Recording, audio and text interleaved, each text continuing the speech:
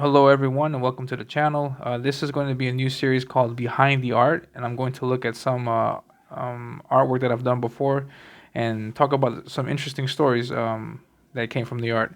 And here we're looking at my fan art piece of Reaper Destroyer. I did this just quite recently, and I did this for my good friend Joe M. Sontag, who's an indie comic creator.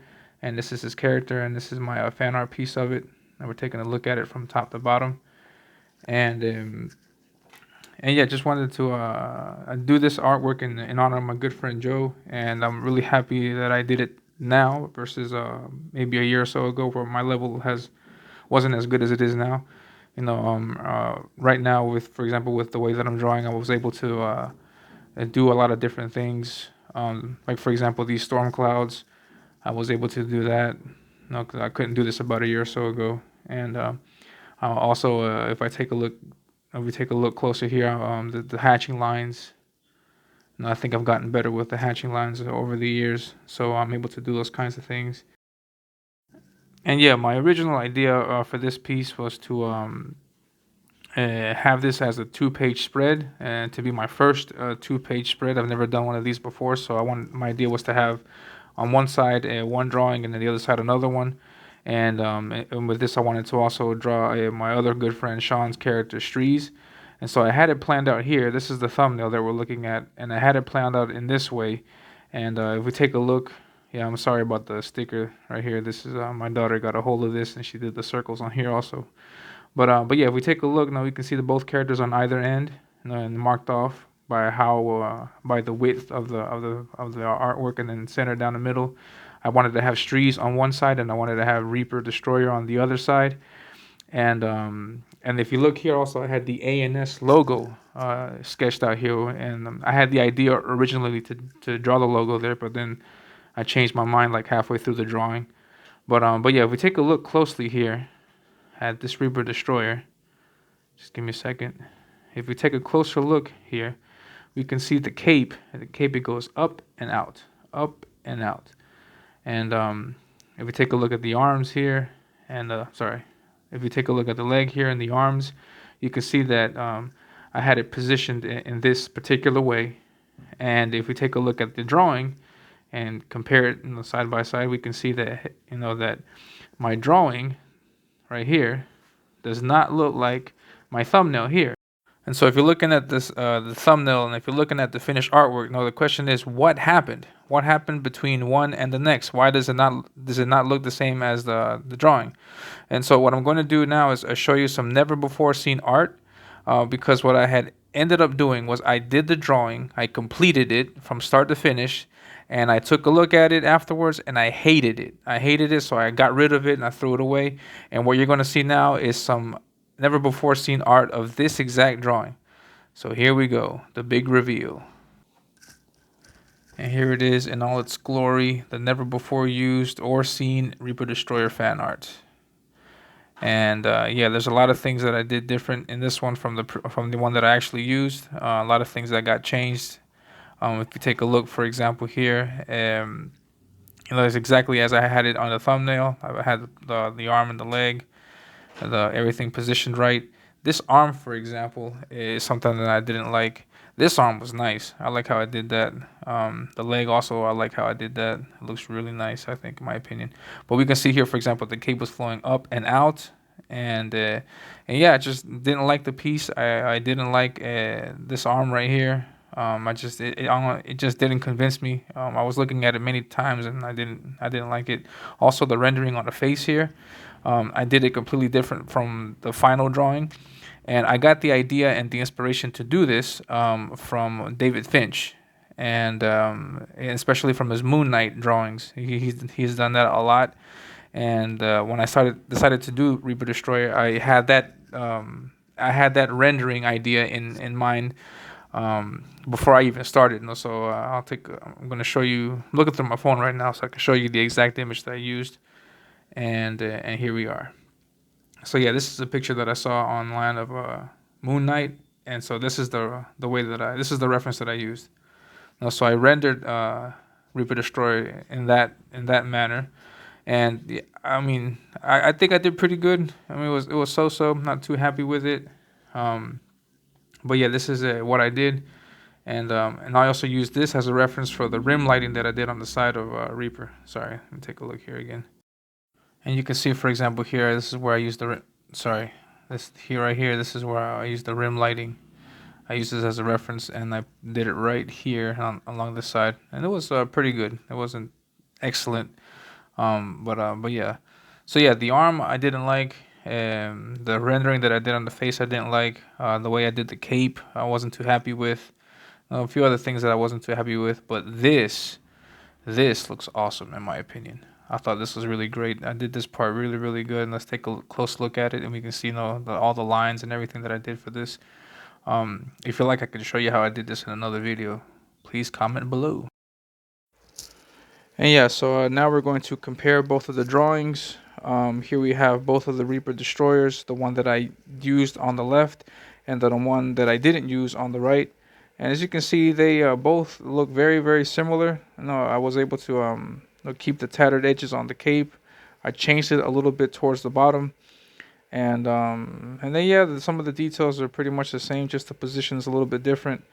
And here, for example, the gauntlet on the left is different from the one I use on the right. On the left is a little bit more jagged. And the faces are also different. Me personally like the one on the left a little bit better. I think it fits better with the image in general. But maybe you like the one on the right. Who knows? If you can leave me a comment, let me know which one you like best. That would be great. And yeah, another idea that I had for this background was to put storm clouds behind these buildings, but I wasn't too sure if I would be able to make it work, considering that this effect could go over the lines, and then it'd be difficult to white that out later on. And I'm not a big fan of using whiteout. As you can see here, for example, I had to use whiteout on some of these edges, which is something that just happens naturally when you're doing storm cloud effects. It's just going to naturally go over the lines, and yes, I mean, I just wasn't too sure about executing that. And yeah, on this drawing, for example, I didn't like this arm. I just didn't like how it looked. I wanted it to be behind him almost a little bit, like he was leaning forward, but it just didn't give that effect the way that I liked it. So I had to go with something different, and I like what I have here. I like how this turned out. I think it looks really, really good. Oh yeah, and also something else like this part area of the hood. Yeah, I didn't like that. I like how I did it here. It looks a little bit more natural. The one on the right just looks like it's hugging his head a little bit, and I just didn't like how I did that effect. And yeah, it's just some of the differences that I made from one drawing to the other. And whatever happened to this piece, I just ended up using it for, just for marking on it. I did some of the storm cloud effect here as a practice, as a warm up. I used some whiteout and more things there. Another storm cloud effect here at the bottom. And yeah, and also here's another surprise. When I did my Zadok drawing a while back, I initially did the figure work and the sketch on this piece of paper, and I had no idea when I was drawing it that on the back side of this I had the Reaper Destroyer drawing. I don't know how that happened, but yeah, I realized afterwards that it was drawn on, so I just kept this as another place to sketch, and then I ended up using this also to work out the different hairstyles for Zadok. And yeah, I ended up going with this style because the other one I didn't like too much, and I was playing around with a lot of different styles, trying to see which one would work best. And I used this. Um, I also got this idea from J. Scott Campbell. I was looking at some of his artwork, and I saw how he rendered hair on some cases, and I liked how it looked, and I tried to implement that on this drawing, and I think it looked great. And actually, right now I'm looking through my phone to see if I can find the exact, or not the exact, but similar references that I used to influence this hairstyle design. And here you can see an example. This is J. Scott Campbell. I think this is a Wonder Woman piece, and here you can see, for example, how he did the blacks on that hair. And I was trying to emulate that to some extent. And yeah, he's a big influence, as you can see from the last two videos that I take a lot of what he does. He's a really good artist, an extremely good artist. And yeah, here's another example of how he did his blacks. Now, so I try to emulate that for the hair on Zadok. And and yeah, but we can take a look at Zadok's piece another time. Just let me know. And yes, here is the Reaper Destroyer fan art piece that never saw the light of day, and the one that did. And yeah, there they were side by side. And here is the thumbnail that I used. But I want to take advantage of the fact that I'm talking about Reaper Destroyer to show you the ash can that I got a few weeks ago, actually. And here it is in all of its glory, the Reaper Destroyer ash can. And yeah, it was great to see this, Reaper Destroyer.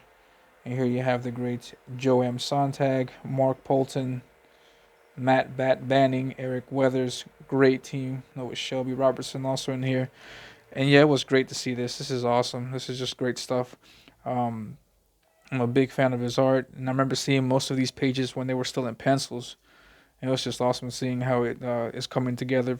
And yeah, this layout here looks great. I love how he did this layout here with these different panels coming out. Really intensifies the action. It's really great. And something here that I would have done different would just be the curve, the rock that fell off his head and put it right here. You know, make that curve, but just for comedic purposes. And it's not really anything I would change about it. I mean, the way he did this, it was just great, excellent. He did a really, really good job with that.